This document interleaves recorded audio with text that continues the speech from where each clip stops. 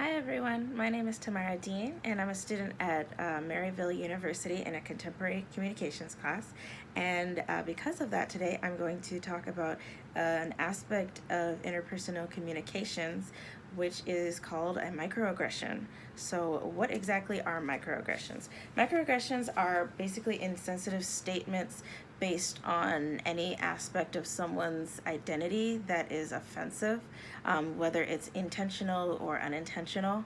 So things like your race, your gender, sexuality, parental status, socioeconomic background, etc., mental health status, things like that.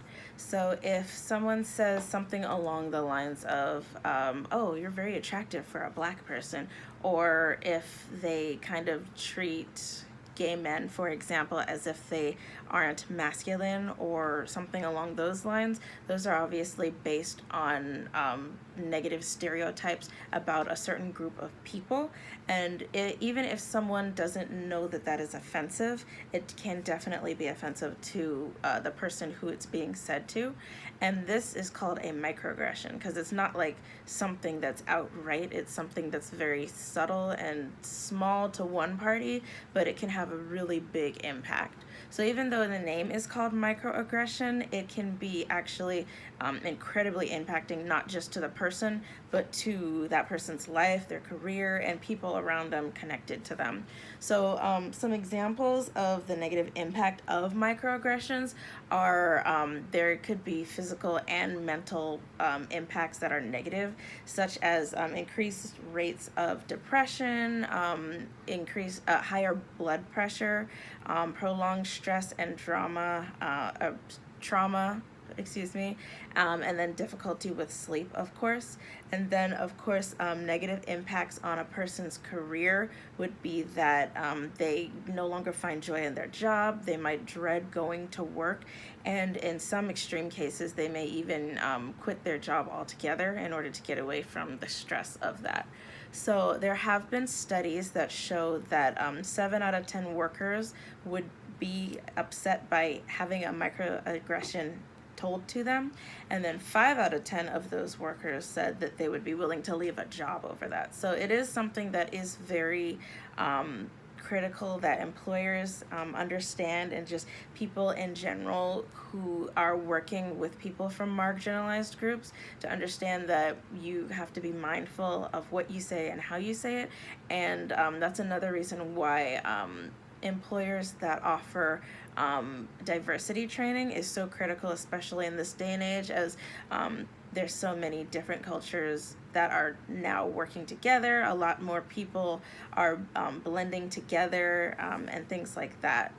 The Great Resignation of 2021 is actually has a little bit to do with this kind of thing.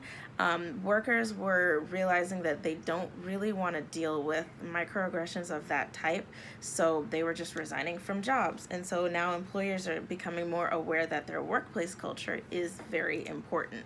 So, how do you deal with a microaggression if it happens to you? Well, first of all, you decide when to respond, because you might not want to respond immediately if you feel like it might lead to a big argument that is unpleasant.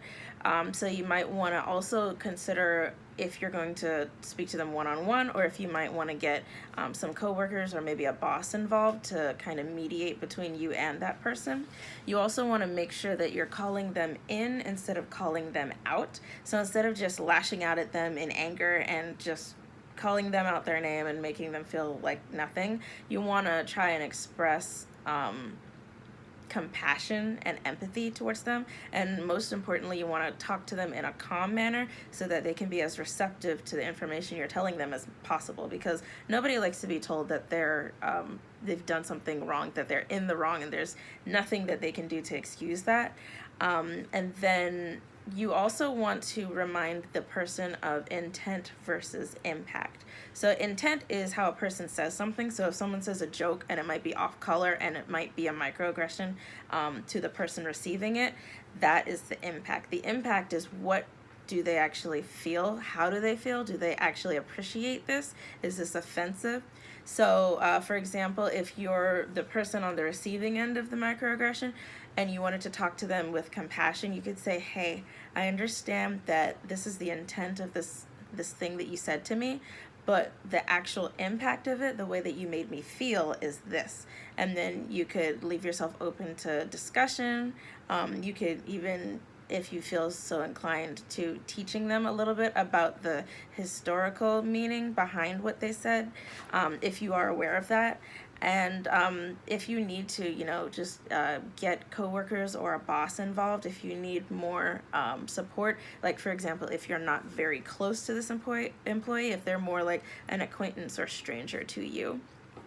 And then if you are the person who has done the microaggression to another person and you're told that this is the situation, what you'll want to do is first pause, take a breath, and calm yourself. Try not to feel triggered or like you're on the defensive end, and try to definitely listen to what's being said.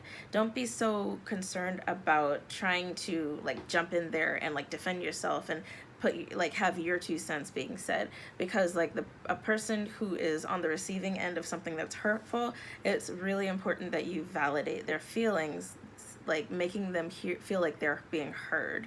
So that's very important. So just calm down, listen to what they say, and receive what they're saying, like have listening comprehension. And then of course, you want to, like at the end, you want to acknowledge and apologize to them. You don't want to just say sorry and quickly dismiss it and like run away from it and not acknowledge it again. You want to actually be specific, like say, hey Jim, I understand that you told me that what I said to you was offensive. I'm very sorry that I have offended you. This was not my intent, yada, yada, yada, so on and so forth. So that is also very important with microaggressions. And the link to the article that I read is going to be down in the description. So I just wanted to talk about that.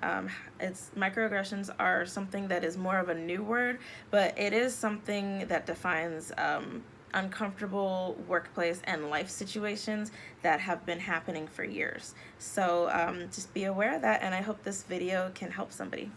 Bye.